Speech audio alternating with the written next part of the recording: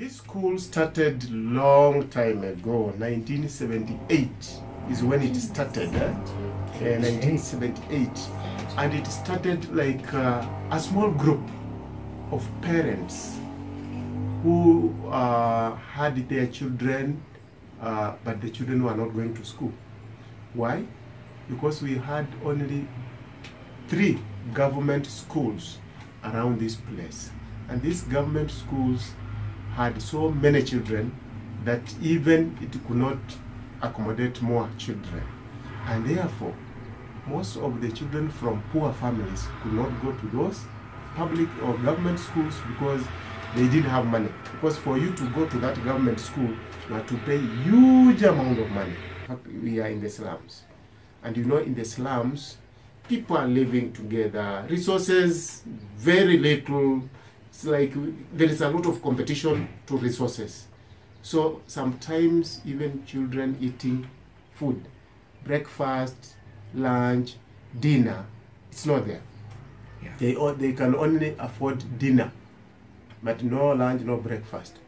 But our school is lucky because we get lunch from here.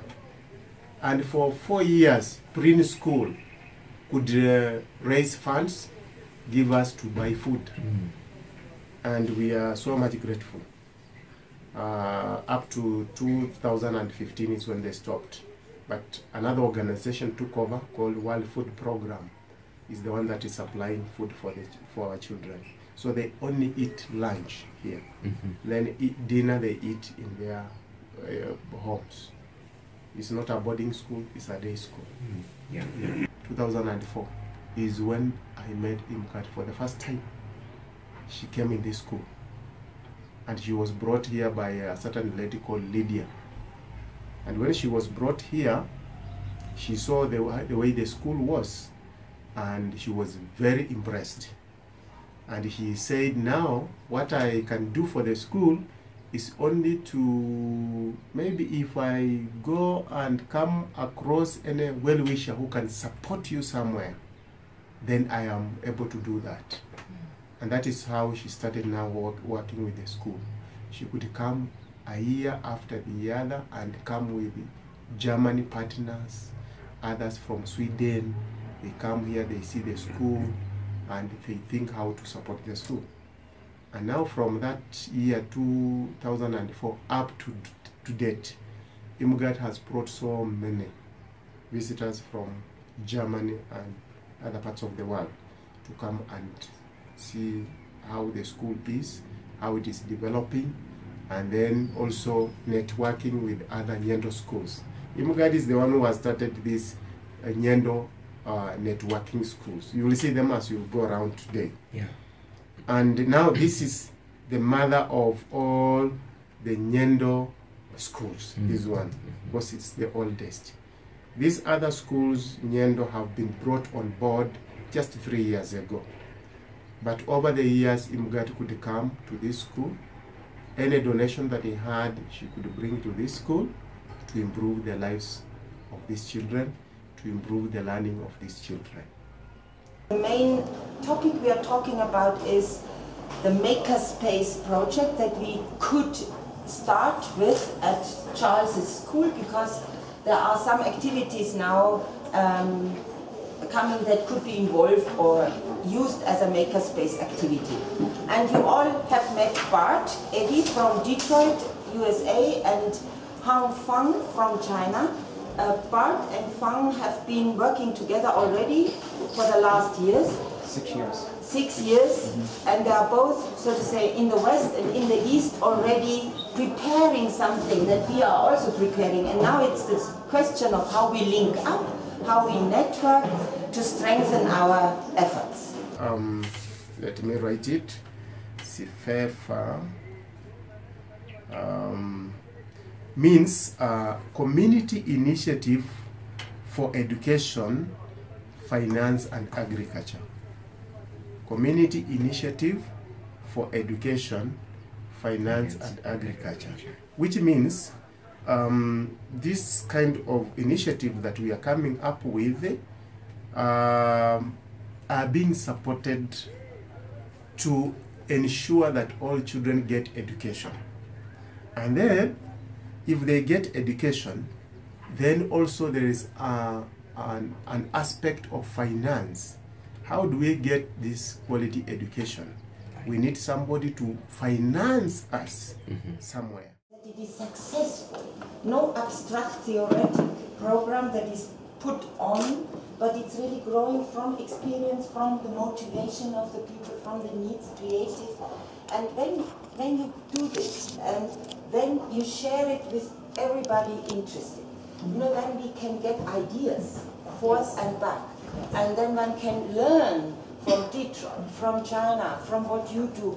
And that is, therefore, I am so interested that we really get together as a team and improve in our skills of self-organization and communication. And then I think we can share much more and learn much faster, not do the same mistakes again and again all over the world.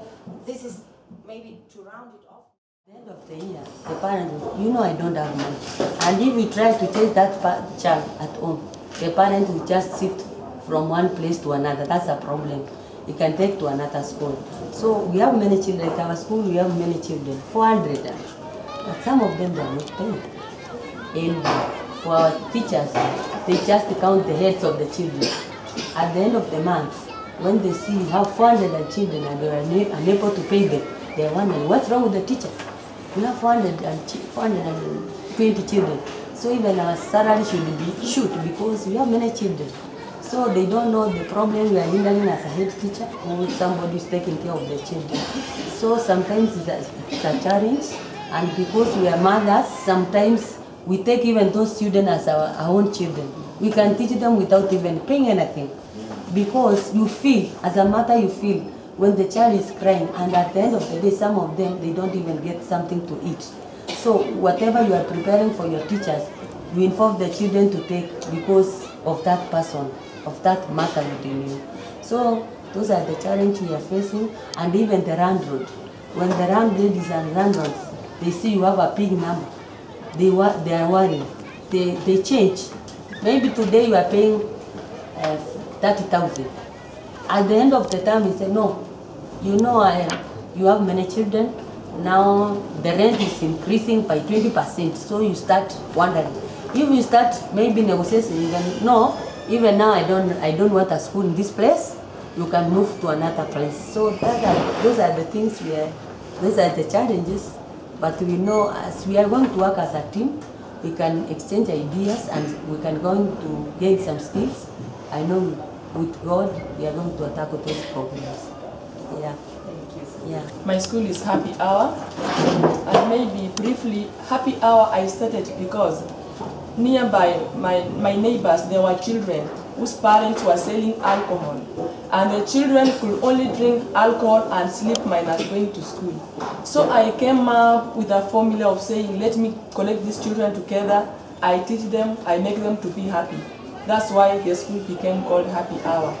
As I was making the children to be happy, yes, they were happy and became many. But now the challenges emerged. Like 2 years back, I could go to Mjengo, me myself, because I realized I cannot pay the landlord. I had no money. Since I had gone to their homestays and told their parents, I'm willing to help them. And the person you are talking to is drunkard, even is not listening to you. And then some of the parents even died because when you understand when a woman is drunkard, so many things happen to this person. So I was left with these children in the school as orphans, and even as much as they are concerned, no one I can explain to them about the issues the children face. So personally, I take the risk. 2 years back, I could go to Mjengo, feed the children, even dress them. But now, when the number is growing big, it is becoming a very big problem to me. Because you realize I cannot manage them myself, and then I employed more teachers. And then another challenge is rain. I have been telling my friend Susan, you know me, when people are crying to God to bring rain, me on the other side I'm fasting, God should not bring rain. Because last week Friday, I was telling her, come to my school and see. All the feces are out of the toilet. And they're scattered all over the compound. We never went to school that day. And if you ask her, I told her, we never went to school because the rain came and the water just came from underground. Then it carries all the feces. All the classes were feces. And then I decided just to tell the children back at home. So when I told them to go back at home, then the neighbor calls me. Why did you allow the children to go back at home? See, now this one is drunkard. A child 4 years old, she's drunkard, she can tell you nothing. So I felt so bad, and I thank God for today. So that day I was wondering, whom can I just share these two? And I was telling Susan also tell me her problem. So we are like, we cannot help one another. She was telling me, now come to my school, the water is all over. But unfortunately, you are surfaces. So I just thank God. And then you'll realize we don't have security. Like in the hall that we are learning from, we cannot even manage to leave such like a table. The iron sheet will be cut off and the table is carried away. And the houses that we stay in, they are very small to accommodate the tables. So we buy this, tomorrow is gone. You buy this, tomorrow is gone because of insecurity. So I am just praying God one time to bring that security and make sure that we pray for rain. Because when there is no rain, people are dying. And on the other side, I'm crying and fasting God to not bring the rain. So even if you are not seeing it raining, I'm the one who prayed. Because if it rains even right now, it means tomorrow my children will not be in school. So, about the video lab, we are planning to work with the children from age 9. That is roughly in between standard 5, grade 5 onwards. These are pupils who are now in upper primary, who are expecting now to leave primary. And now what we are doing is that to start modeling them and nurturing them as they prepare to come out of the primary school level. After that, when somebody feels that he's going to further his education in terms of going to high school and whatever, we are now free to leave him go, but he's still part of the video lab. But majority of those people whom we are targeting are those people who are they have no decision and they have no option. The only option they have is 5-star, and after 5-star, options are now not there.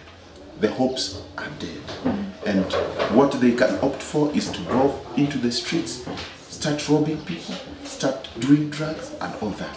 So instead of that, let's keep them within the video lab. Let's nurture them. Let's give them all the skills they need in terms of working with videos and whatever, and creating moments in which they can release to other people. And this one can even create job opportunities. Who knows? Nobody knows. And when we started this, when the idea came, now when we started to think about the resources that we needed to make this happen, we kind of got stuck at a point. And we still believe that things are going to work, because we still keep on talking about the idea. We talk about it each and every day. And also to my kid, I keep on telling them, this is going to work. Although they tell me, teacher, you are a liar, or you're cheating us, or doing what, but I tell them, you will one day believe when it happens. And at this point, you better take me the way you take me. If I kind of play with your minds, it's okay. But I believe one day something is going to happen. And right now, what we don't have is a good video camera or a good phone, because we don't necessarily need a video camera that so that for us to capture the moment. In fact, most of the time we shall, even if we have a video camera, most of the time we shall be using our phones, so for them to realize that even whatever we have at home is able to create something that is tangible, that can do something somewhere. Yeah.